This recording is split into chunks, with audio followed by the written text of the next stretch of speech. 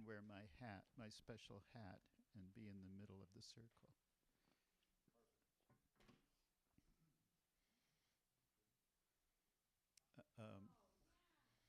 So I welcome you all to the Summer 26 Vermont College of Fine Arts / Cal Arts Music Composition Program graduation ceremony.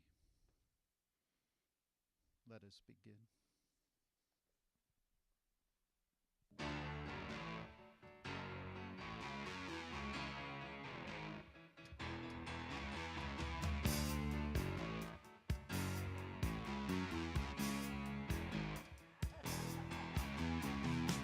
Rolling down Imperial Highway.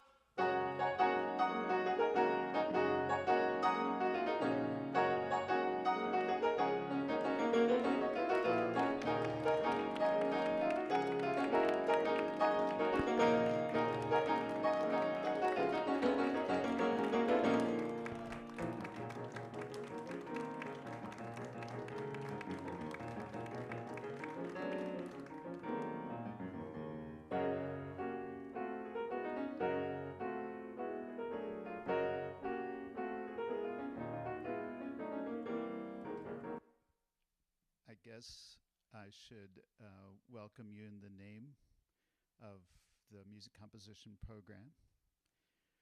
Rafael Atias, program chair, faculty, John Malia, I'm just going by who I see in front of me.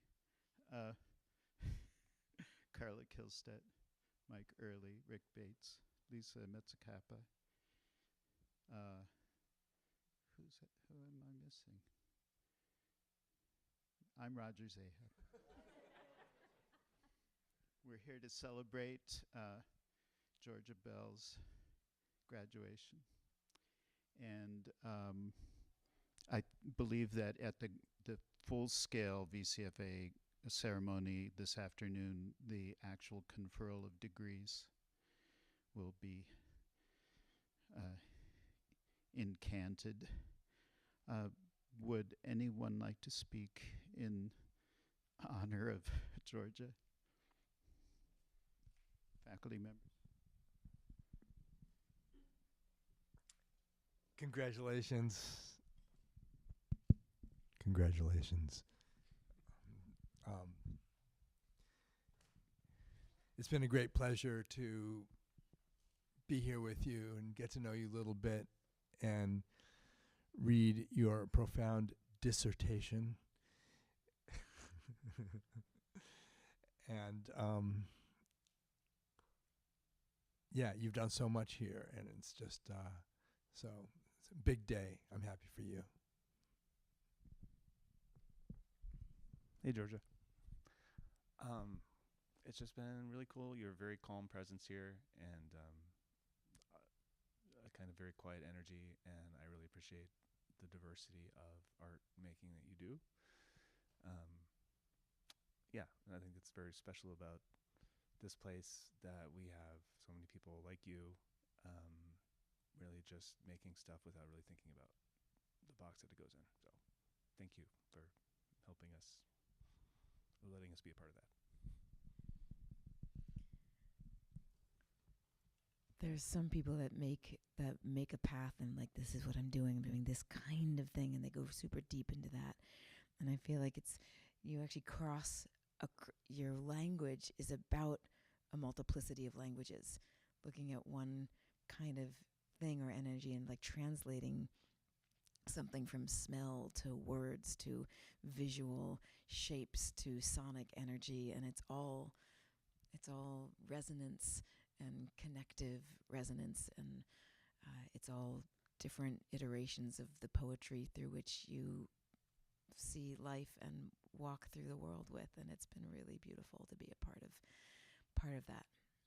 Thank you.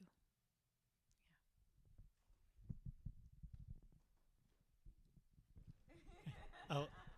I'll lean toward it. It's okay. I don't know if you remember, but you were actually the first person that I met in this program. And it was it was really lovely the way that you immediately both kind of brought me up to speed, made me feel very welcome, and kind of showed me the openness and generosity that this community has. That was really lovely, and I also particularly appreciate much of what's been said, but that to me it's like you add this kind of magical element to composition that I wouldn't have necessarily associated in my mind, and now it is very, very much connected, and I love that.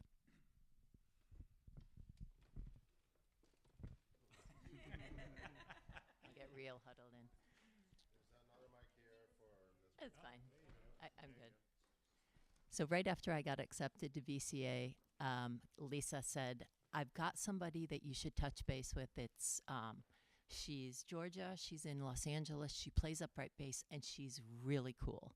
And so immediately I called Georgia, and all of those things ended up being exactly correct.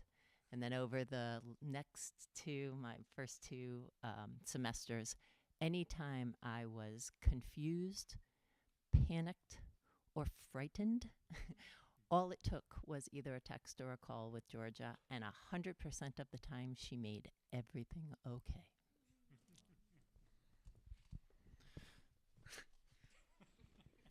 Yeah, I mean, you're like my musical big sister. Like, I think like the subtle ways in which you guide and lift up those around you is very inspiring, and I'm grateful for your presence here.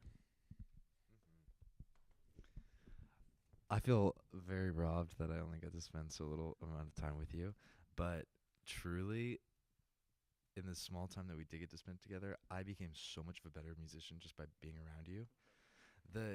We did that thing in the basement that Josh brought us on, and there was just this moment where, from across the room, I don't know if you were looking at me, but I was looking at you, and Georgia just speaks so clearly on her instrument, and the dialogue is just so present. The intentionality is there that you just have to put all of your attention into every little thing that she does. And doing that made me open my eyes and my ears so much. So really, really thank you. Thank you for this time. I'll go to Mike let's too. switch it around. Okay. Well, it's been a great pleasure and honor to be able to work with you, not only once but twice. I've really enjoyed it, and your ability to effectively and often playfully combine materials, including theatrical elements, physical materials, words with your sound and music is truly inspiring. Really, it's been great to observe that. And you made it apparent immediately upon arrival by participating. And I think, kind of like we were saying about Josh Phillips here, this residency, I think you were in everything your first residency, so you dove right in, which was awesome. And I remember that piece that was, where you paired up improvisers in a way that was conversational, kind of, exchanging over tables in sort of a cafe or dinner party kind of environment. So we got a taste of how you bring humor and playfulness into your work. And of course you followed that up with your amazing stand-up comedy piece for large instruments, big comedy, which in turn inspired Sue to write a bass ensemble piece. So yeah. And I mean, along with the playfulness, there are pieces like that, but then you also have work that, while it still does include that,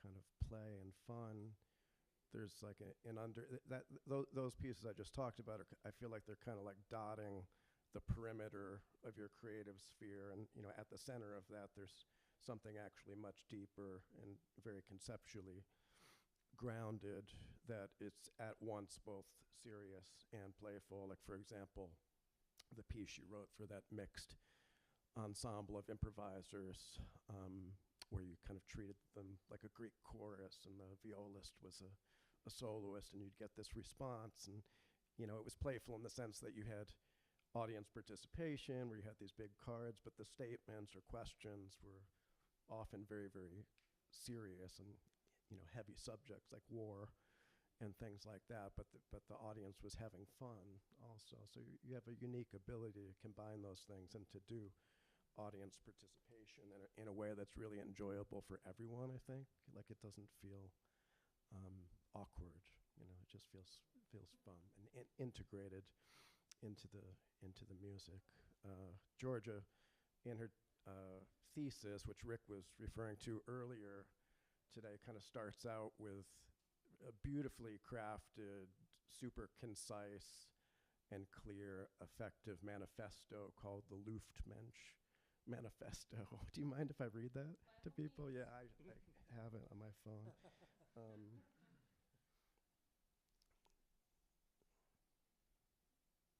Okay, let's see here. Just take me a second, sorry.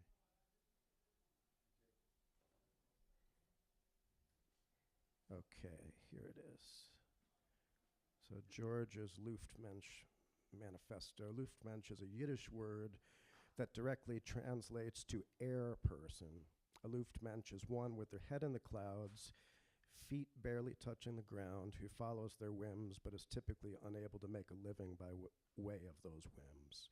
A Luftmensch pursues their interests without concern for purpose, money, or a logical relationship between interests. That does not necessarily mean that there is no purpose to the interests, relationship between them, or potential for financial gain. It simply means that a Luftmensch moves through life led by curiosity alone. And it just so beautifully describes your approach, to another thing that struck me in your thesis, which I really loved, was Georgia was talking about how after she had been out of her undergraduate degree at Bard College, after she graduated from that, how her direction kind of shifted away from concert music and more toward free improvisation and singing and writing songs for rock bands, but also doing things like making beer and taking field biology classes, classes in stained glass making and essay writing. And it's a wonderful thing to see that you're kind of continuing to expand that sphere of interest. The perfume, the scent making that you did this residency on 2 occasions, your thesis piece and also the workshop with Lisa's group, Duo B. It was the same kind of thing, right? You took a class or a workshop at an olfactory institute and learned how to make sense, And I really admire the work of artists where they make it a point to learn a new skill and incorporate that into a piece. So that was amazing. And, I remember when you were writing your thesis piece this semester, at first you didn't feel like it was an ideal situation maybe to be writing for players who were more concert musicians than well-versed improvisers, which is more of your jam. But you started writing, and you're good at knowing when to shed things. Like at some point you just kind of said this, you just threw it out, and that feels good. And you make good decisions in that regard, I think. Knowing when to step away, take some time, intentional rest, right? Like our sound bath that we collaborated on, which was so much fun to bring you into that too, by the way. Thank you for doing that. But then when you did step away and you came up, with the idea of the mortar and pestle, and you wrote me in an email, and I could tell you were excited about it before I met with you, and they go, oh, by the way, I'm learning how to make perfumes, She mentions the mortar and pestle, and I think this is a direct quote in the email. You're like, it's going to be witchy. And it was really interesting, just as a general comment on the residency, to see, the bean sequences thing kind of came out of your own interests in working with these materials and looking at Fluxus scores, and then to see, to have branches and bark and things like that. And your piece and Josh's piece used some plant-based materials and things like that. Other bean references throughout the residency. It was nice how that kind of spread out. Legumes, yeah, Tony. So, yeah, anyway, I'll stop, but it's just been really a treat to work with you, and, you know, you have a great way of communicating with people and being very open and listening and being supportive and encouraging. We all feel that, and we feel your, you know, joy of creating, which is infectious. So thank you very much, and I hope you'll stay in close touch.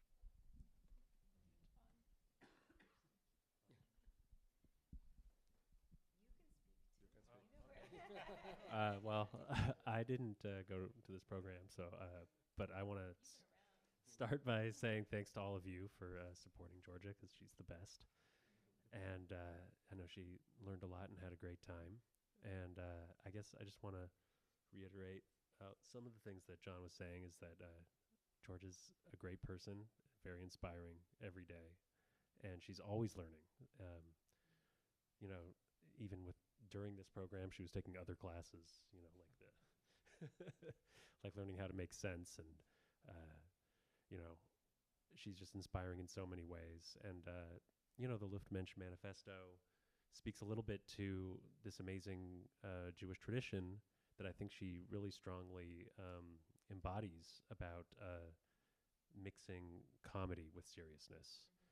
And she's, as an artist in all of her forms that she does, really capable of doing this thing that is so rare in our you know, art making community these days, and I think is very important. And I could go on, but I know everyone has things to say, but that's the one I wanted to stick to, which is so inspiring, and all your pieces were so good.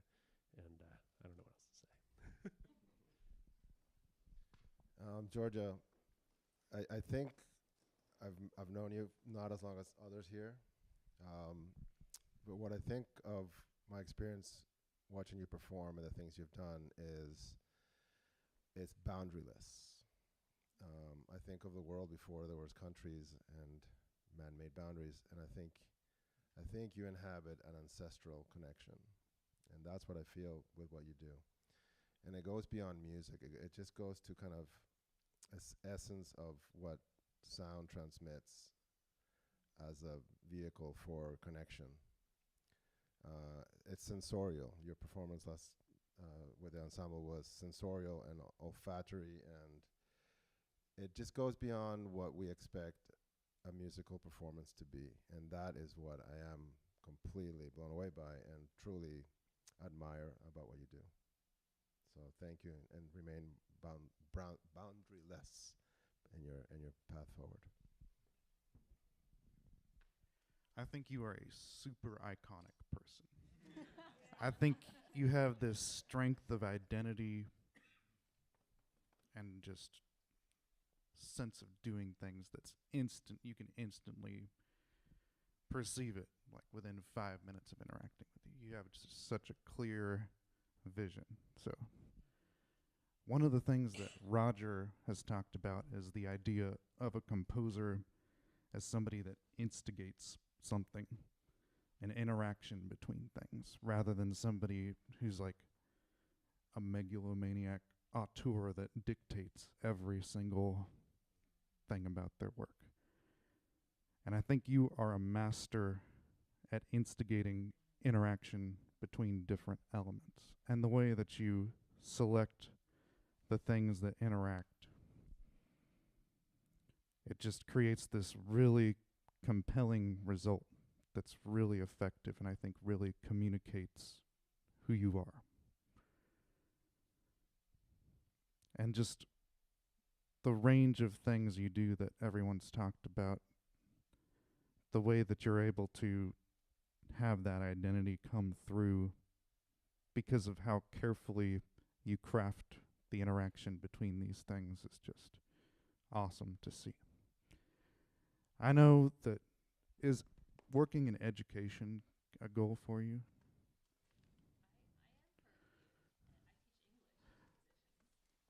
Thank you.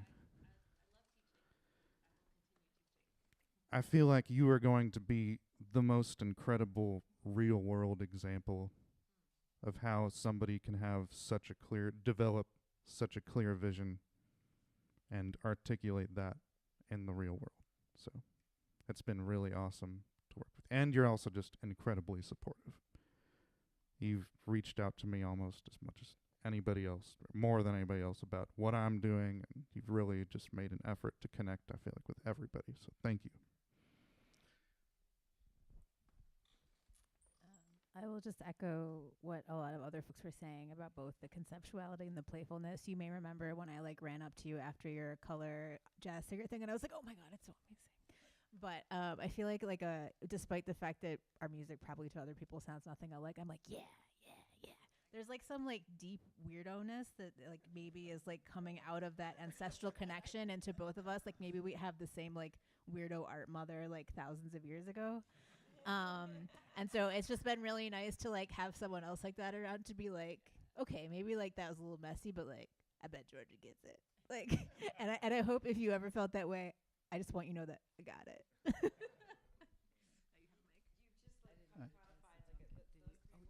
You're gonna talk after? Okay.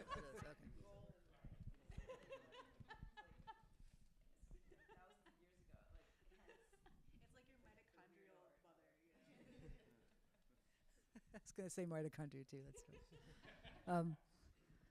For me, it's been amazing seeing all these elements that you arrived with, this curiosity, you're just trusting yourself so much more now. Your instincts that you were wondering if you were allowed to have when we first met. I feel like now I'm just watching, you've grown into your power. Speaking of witchiness, and then it's a soft and soulful power. It's not a domineering power. It's a power of connecting the dots. But this curiosity that you have about the world and all these things that you want to filter in through sound making, it's just starting to coalesce in this way that is a marvel to behold. So I consider myself a charter member of the Georgia Bell Fan Club, and I will be printing cards for anyone else who would like to hold the card of the Georgia Bell Fan Club. And we are connected from now on, so this isn't the end. Now, I actually realized that my friends would do my work for me, but I did compose a keynote address. But who is presenting the degree? Josh? And where does that occur? Should it occur now, or? It occurs usually right after you. Should I? Yeah, go for it. Okay. I would read that and then maybe do this. I just finished this.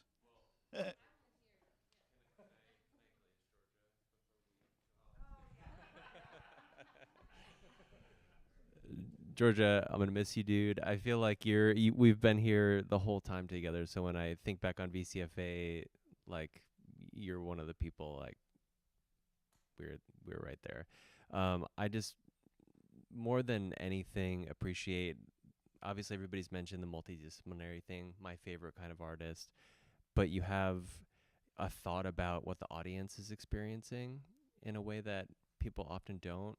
Music can feel sometimes this is my concert and I'm playing my piece, but I really appreciate how you think about whether it's through scent or anything else, what the holistic experience of what they're coming to the show to experience. And I think that's super cool. So I know we'll keep in touch, and congrats.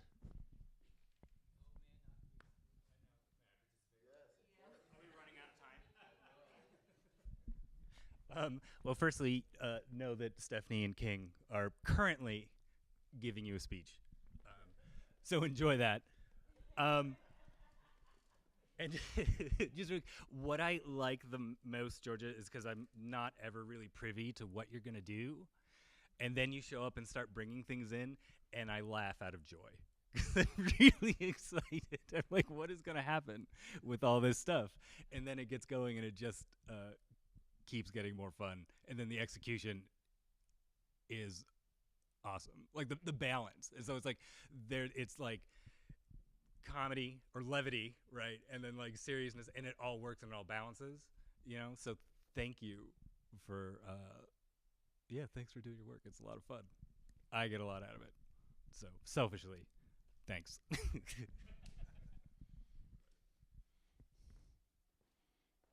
Dear students, faculty, staff, friends, and family, and the many significant others that we are for each other and have between us. In the last residency, I was prevented from my usual incoherence through a series of unfortunate lapses in thinking, writing, and doing. I had 3 graduation addresses going on. I would lose one document and start another and then another. Well, even as we can't always know where we are or were, not just the here and now, but also the there and then, brevity, soul, wit, tiger. Still, I would like to welcome you to our granulation ceremony, the remembrance of things past and the instigation of things future, where we have a moment to thank those who walk and play with us at least a little of the way, and, now that we have arrived at this intersection, organizing our desires to discover our next useful path. Our main purpose is to celebrate our students, past and present. They have confirmed us in our devotion to sound, which we consider the true embodiment of the universe. And today we celebrate the one and only Georgia Bell. In this residency, we strove throughout for coherence and conviviality. A party atmosphere? Certainly. But above all, we share our gifts as designated listeners in the sounding universe, a world of serious inquiry and careful attention. This residency, Georgia, has profoundly expanded our range. We've always lived in a world of sound and light, waves of energy interacting with each other and radiating outwards. And now we have welcomed the world of sense, perfumes that engage memory, imagination, and rational thought. These often intoxicating aromas are now connected with our musical practice and our emotional intelligence. Georgia Bell's alchemy of sound, scent, and human interactions have enriched our lives in unexpected and exciting ways. We can't thank you enough for joining us. Go forth with all our love and support. Now, let's party.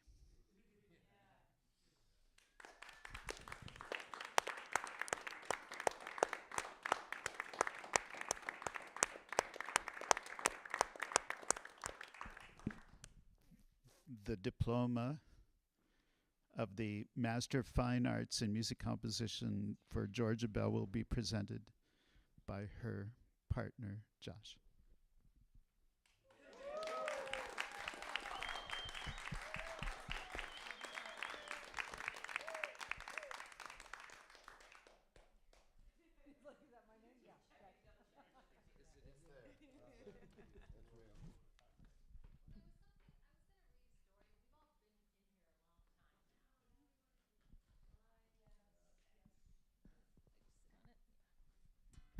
First of all, check, check. Thank you, everybody, for every single person here saying something for me. It means so much to me. I care about all of you very much, and I care about this program so much. And if you know me, you know that if I care about something, it's like very complete, 100% caring. So I really mean that. I need to say some thank yous. I'm going to recognize Don. He's not here. I worked with Lisa, Don, and John during my time here. So I'll start with the one who I'm not going to get to hug today. And I'm just going to read a little bit from my acknowledgements page from my thesis, because I thought really hard about how to say this, and I'm going to mess it up if I improvise it. So I studied film composing with Don. This was new territory for me, but from day one, Don's attitude was that I could get hired tomorrow if I just put my mind to it. Don's detailed technical lessons and persistent belief in my capabilities helped me develop a new level of professional confidence. Thank you, Don. Lisa, I worked with Lisa during my first semester. I'm not going to improvise. Let me just read my thing here. I'm going to cry. Okay. Lisa sets an inspiring example for how to live a rich and productive life as a composer, improviser, performer, collaborator, and community member. She taught me how to be a graduate student and pushed me to hold myself to high academic and artistic standards, setting me up for success as a student and also in my creative life outside of school. And as I was saying in the circle earlier, basically just in life, that means just in life, right? Thank you, Lisa.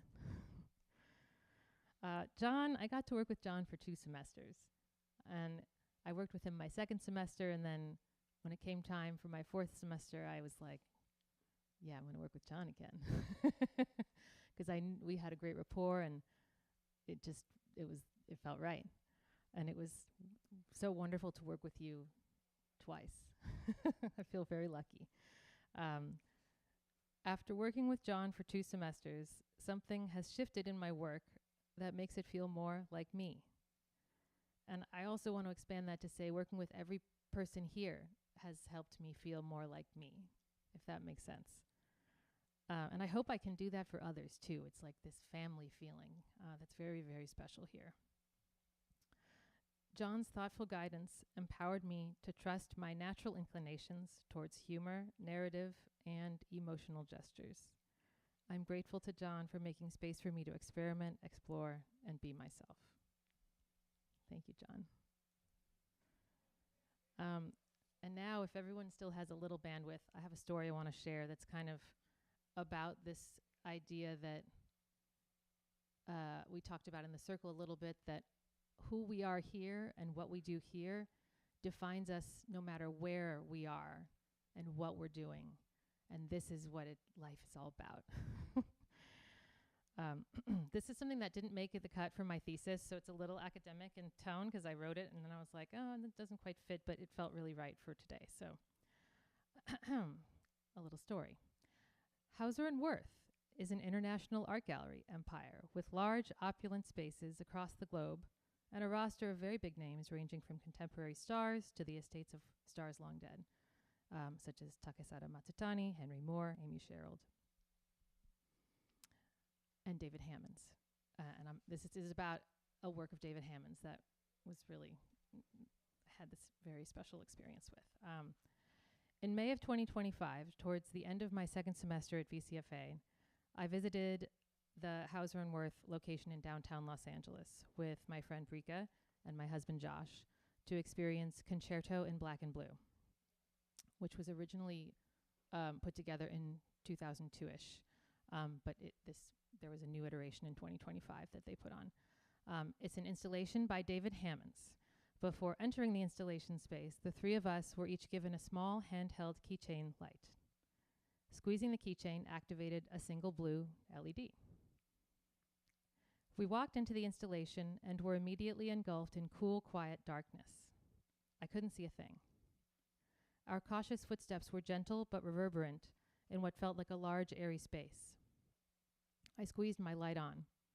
It was just powerful enough to reveal the closest wall. Even when Brika and Josh were only a few feet away, I could barely make out their silhouettes. We flashed our lights at each other, giggling and exploring the space. There were no other visitors and no surprise sculptures, paintings, or anything else hiding in the darkness. The rooms were empty except for us. Keeping our voices to a whisper, we wondered, was this it? Afterwards, Brika, Josh, and I discussed Concerto in Black and Blue over lunch. I loved it, but they were somewhat skeptical. We debated over whether this was a worthwhile use of premium gallery space, what kind of work deserves to be exhibited, and the fundamental purpose of a gallery. For me, the shared experience, including the conversation afterwards, captured the point of the piece. In his famous 1957 essay, The Creative Act, Marcel Duchamp wrote, "The creative act is not performed by the artist alone. The spectator brings the work in contact with the external world by deciphering and interpreting its inner qualifications, and thus adds their contribution to the creative act." Without visitors, Hammond's piece doesn't exist. I wondered if it would have worked if I'd gone in by myself. For critic Nerea Otieno, it did not. In her hyperallergic review of this iteration of Concerto in Black and Blue, she recounts feeling underwhelmed while experiencing the installation alone. This changed when a group of visitors entered. And I'm going to read a quotation from her review. Suddenly, the dark rooms became havens of strobed shadows, a cluster of blue lights, separating and colliding over and over, as if a choreographed dance. The fear, lawlessness, and annoyance I had experienced when first entering gave way to an entirely different sensation: play. At most art shows I attend, I hope to be left alone with scant others in the space. Here I was hoping for gangs of folks to come in and create the jaunty chase of their own lights. Otieno describes first feeling fear, lawlessness, and annoyance at her initial solitary experience of Concerto in Black and Blue. Her discomfort gives way to a sense of play and understanding thanks to the presence and lights of others. Seeking play and understanding through the presence and lights of our fellow human beings is what life is all about, and it's why I'm here with you.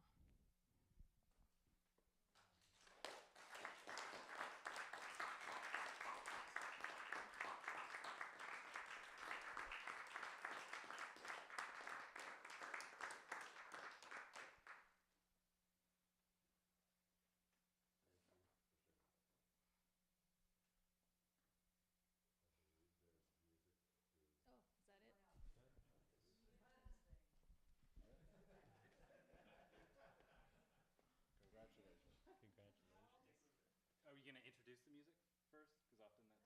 No. Oh, we're playing my music. Yeah, we're playing your music. I forgot. I was like, it's done, right? Oh yeah, it's very short. I'll just say it's one of my. It's probably the shortest thing I wrote. It's one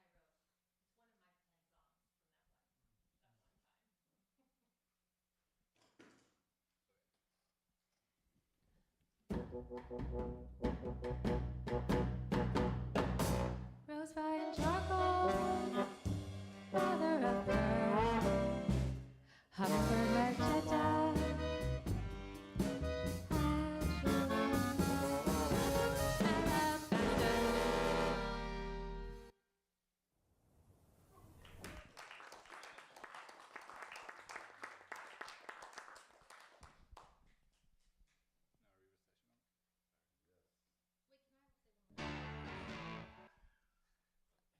I got to thank Josh.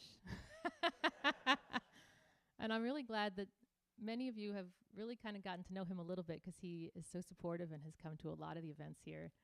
Am I putting you on the spot? He's an amazing partner and collaborator. We play music together a lot. And it's been really, I couldn't have done this without you. He's the best. I love you.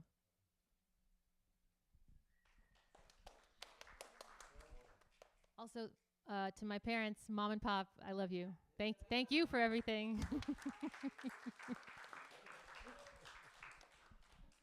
Yeah, anyone joining us on the internet, hope you enjoyed that. Georgia, congratulations. Thank you all. Let's take a little piece of the bubble and return in 6 months. I can't wait to see everyone. And thank you again, everyone that's been here. I said it many times. And congratulations again, Georgia.